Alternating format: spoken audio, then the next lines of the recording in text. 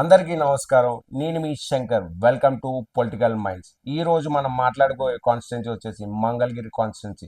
ముందుగా మంగళగిరి కాన్స్టిట్యున్సీ నుంచి టీడీపీ నుంచి నారా లోకేష్ గారు, వైఎస్ఆర్సీపీ నుంచి లావణ్య గారు అయితే పోటీలో ఉన్నారు. గతంలో కూడా ఇదే కాన్స్టిట్యున్సీ నుంచి నారా లోకేష్ గారు అయితే పోటీ చేసి స్వల్ప ఆధిక్యంతో ఓటమి పాలయ్యారు.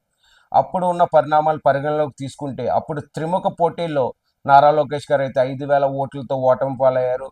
5,000 ఓట్ల మెజార్టీతో అయితే ఆళ్ల రామకృష్ణారెడ్డి గారు అయితే విజయం సాధించారు. అప్పుడున్న త్రిముఖ పోటీలో జనసేన అలయన్స్తో ముప్పాల నాగేశ్వరరావు గారు అయితే 10,000 ఓట్లు అయితే తెచ్చుకున్నారు. ఆ 10,000 ఓట్లు కూడా నారా లోకేష్ గారి నుంచి చీల్చుకురావటం వల్ల నారా లోకేష్ గారు అయితే ఓటమి పాలయ్యారు. ఇప్పుడున్న పరిస్థితులు పరిగణలోకి తీసుకుంటే నారా లోకేష్ గారికి ఆ 10,000 ఓట్లు అదనంగా యాడ్ అవుతుండో పాటు ప్రభుత్వ వ్యతిరేక ఓటు కూడా కలిసితో నారా లోకేష్ గారి విజయ అవకాశాలు అయితే చాలా బలంగా ఉన్నాయి. మీరేమనుకుంటున్నారు? నారా లోకేష్ గారు గెలుస్తారా లేదా లావణ్య గారు గెలుస్తారా? కింద కామెంట్ అయితే చేసేయండి.